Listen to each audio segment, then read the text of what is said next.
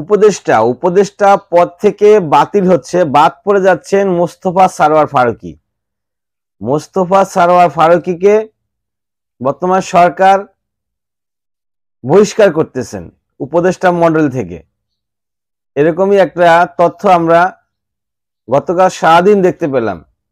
বিভিন্ন সামাজিক যোগাযোগ মাধ্যমে আমরা এরকম একটা তথ্য পাই, মোস্তফা সারোয়ার ফারুকী বিদায় নিচ্ছেন। কোত্থেকে? উপদেষ্টা পরিষদ থেকে।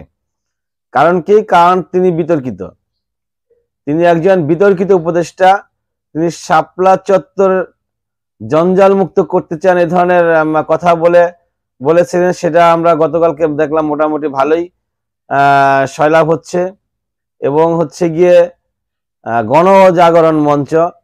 গণজাগরণ মঞ্চে তাকে আমরা দেখতে পাই। তারপরে হচ্ছে আপনার আওয়ামী লীগের বড় বড় আমলা কামলাদের সাথে তার সম্পর্ক ছিল, এবং সে ধরনের ছবিও আমরা গতকালকে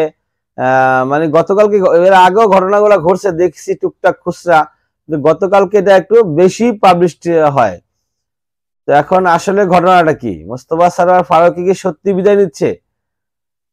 মোস্তফা সারোয়ার ফারুকী বিদায়ের গুঞ্জন উঠেছে, কিন্তু এখন পর্যন্ত অফিসিয়ালি কোনো সিদ্ধান্ত আসে নাই, কোনো মন্তব্য, কোনো কিছু আমরা এখনো জানতে পারি নাই যে আসলে মোস্তফা সারোয়ার ফারুকী থাকবে না চলে যাবে।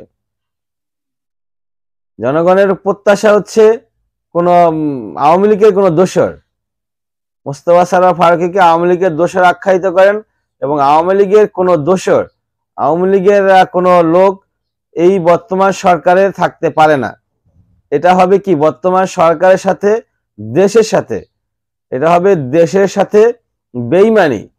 যারা শহীদ হলো, যারা যুদ্ধ করে আহত হলো, এই আহতদের সাথে, যুদ্ধ শহীদদের সাথে, তথা সমন্বয় বাংলাদেশ, সমগ্র বাংলাদেশের মানুষের সাথে এটা হবে একটা বেইমানি যদি মোস্তফা সারোয়ার ফারুকীর মতো একজন ব্যক্তি উপদেষ্টা পদে বসে থাকে। এটাই মানুষ বলা বলি করতেছে, এবং এটাই তো সত্য, তাই নাকি? মোস্তফা সারোয়ার ফারুকী যদি আওয়ামী লীগের দোসর হয়ে থাকে, তাহলে আওয়ামী লীগের কোনো দোসরকে রাষ্ট্রের দায়িত্ব দেওয়া মানে আওয়ামী লীগকে দায়িত্ব দেওয়া, আওয়ামী লীগকে দায়িত্ব দেওয়া নয়। অতএব যদি একটা প্রমাণিত মোটামুটি ভাবে তার যে ধরনের ভিডিও গুলা দেখা গেছে, যে ধরনের ছবি আমরা গতকালকে দেখতে পাই সমগ্র সামাজিক যোগাযোগ মাধ্যমে, আর এই কথাগুলো যদি, এই ছবিগুলো যদি বানোয়াট ছবি না হয়, এখন আবার ছবি বানানো যায় ছবি, একজনের সাথে আরেকজনের লাগাই দিয়া লেখা টেখা ছবি আবিষ্কার করা যায়।